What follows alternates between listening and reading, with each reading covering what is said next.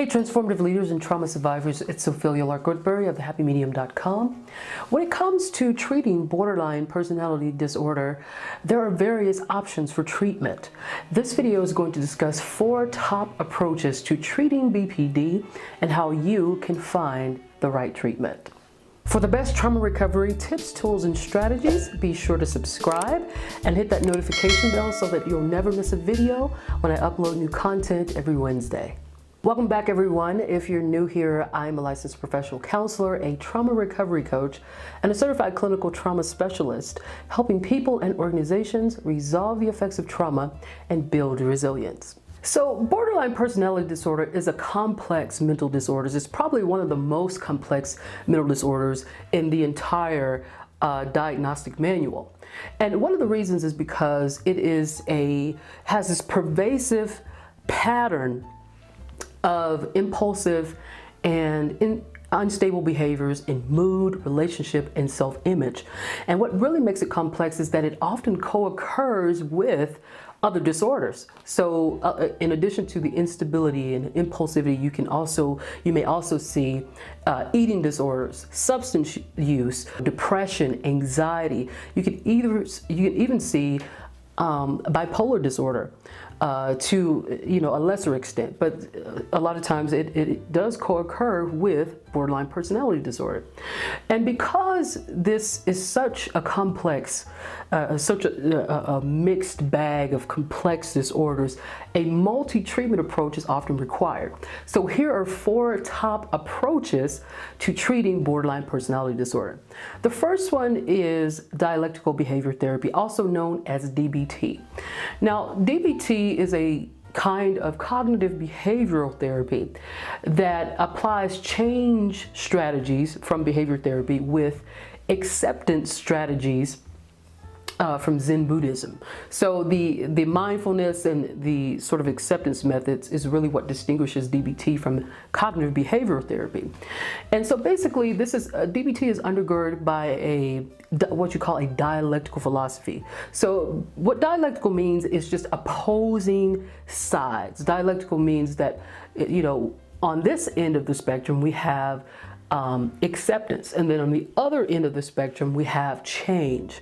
And so it's trying to balance, bring those sort of center those things so we can live from that center. What the creator of DBT, Dr. Marshall Linehan, called the wise mind. So we don't want to be all over the just on this end, on the emotional end, reacting emotionally all the time, or just on the other end where we're just acting out of our thinking and not really having any emotion involved. What we want to do is merge those so that we can live from that center of the wise mind. And so being able to accept ourselves non-judgmentally with our flaws and all, but saying it's okay for me to be who I am, but there are some things that I need to change. So it's accepting yourself, but then working to change those things that are no longer effective for your life moving forward. Another common treatment approach for borderline personality disorder is schema-focused therapy. Now, schema-focused therapy is also a type of cognitive behavioral therapy, and what it suggests is that the emotional disturbance is a result of our innate temperament. It's an interaction between our innate temperament, so basically how our nature, how we're born, and early childhood adverse experiences such as deprivation or trauma. Now, this trauma or this deprivation can lead to the development of what we call maladaptive schemas. So let me explain what a schema is, just sort of conceptually. A schema is a mental structure, a concept that we use to be able to interpret our experiences, to make sense of what's going on in our lives. So that's kind of how you can think about it, but how you can really solidify this understanding is picture this square box. And so this is the skeleton of a schema, but what makes a schema is what it contains, what's inside of this box. So inside of the skeleton, which makes up the totality of a schema, are thoughts, images, pictures, ideas, prejudices, stereotypes, biases. These are the things that really make the schema alive, basically. And so a person uses this frame of reference, this mental frame of reference, to be able to say, oh, this is what this is. So there could be object schemas, there could be person schemas, there could be social schemas. That would take a whole video for me to really outline those, but basically it's the pictures that we have, the interpretations that we have of what's going on around us that we use to, to make sense of the world around us. And so that's what a schema is. And so what makes it maladaptive is that the things inside that box that are negative, they come forward, and a person primarily uses this distorted way of seeing the world to interpret what's going on around them. So maybe they operate primarily out of biases or stereotypes or prejudices, where they have this inaccurate view of what's really going on, of reality. And so unless they are able to get into therapy or get into some type of educational program and be willing to do what in schema therapy is called assimilate or accommodate, or both, then it's going to be quite hard to change those maladaptive schemas. So therapy primarily focuses on helping the person to become self-aware of their mental and their emotional needs as it relates to correcting those schemas and seeing life from this sort of corrected view, and then improving relationships, and then using expressive tools to be able to resolve the past issues that are coming forward to affect the present. Another common approach to treating borderline personality disorder is mentalization-based therapy. Now, this therapy focuses on a process called mentalizing. And mentalizing is basically the ability to be able to think, be inquisitive about how we think and how other people think in terms of our interaction together. And this is done by adopting an alternative perspective, being able to say, what else could be going on here? How am I thinking about this? And possibly how is this other person thinking about it? So it's becoming curious about our minds and the other person's mind during an interaction. So one of the things that research shows is that people with borderline personality disorder have a reduced capacity to be able to mentalize. And so what ends up happening is that this person they become controlled by their emotions.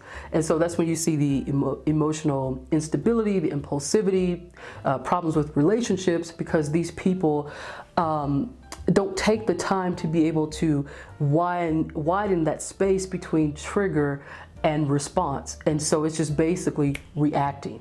It's basically acting before thinking. And what mentalizing does is it teaches the person how to develop the capacity to be able to take an alternative perspective, to be curious and inquisitive about their minds and about the minds of the other person. So saying, how did we get here? What were you thinking when I said that? So it allows the person to be able to go, maybe the way I'm thinking about this or what I felt when that person said that is not accurate at all. And the final common approach to helping people with borderline personality disorder is transference-based therapy. Now, this type of therapy assumes that a healthy relationship with your therapist is what's going to help you build healthier interactions with other people. And so your relationship with a therapist is basically training you how to take your thoughts and your feelings about important people in your life and turn them into a way of interacting in healthy ways with other people. And so the therapist assumes sort of this stance where you're transferring all of those types of way of interacting with your family members or the important people in your life, and in turn shows you, okay, now this is how a healthy relationship would look in response to those types of interactions. And so the focus is on the current moment and not so much on the past. So it is how you can move forward now as a person with the ability to have some choice and control in how you interact with other people. One final note is that with any of these therapies that we just mentioned, because of the complexity of borderline personality disorder, it often requires what we call psychiatric management. And that's basically case management services where there is resource and referral support. There may also be a need for medication, in some cases hospitalization, family support programs, family education programs, support groups, group therapy, you name it. So it really just depends on the individual, but typically this would also be an ancillary treatment to the approaches that we just talked about. Now you know the top approaches to treating borderline personality disorder, but how do you know which treatment works best for you? Well, I've created a free How to Find the Right Treatment BPD checklist to help you navigate that process. You can access that free checklist by clicking the link below in the description. If you're interested in joining a tight-knit group of survivors and thrivers, I've created a Facebook group where I share the latest advice on how to resolve the effects of trauma and build resilience. You can click the link in the description below to join that group. All right, everyone. Well, that will do it for today. If you liked this video, hit the like button below, share it with your friends, and drop a comment to let me know what your biggest takeaway was today, learning about borderline personality disorders and the treatments that are often applied to help a person heal. And be sure to subscribe, hit that subscribe button, and click the notification bell so that you'll never miss a video when I upload every Wednesday. Thank you so much for joining me today, and I'll see you in the next video. Have a great day.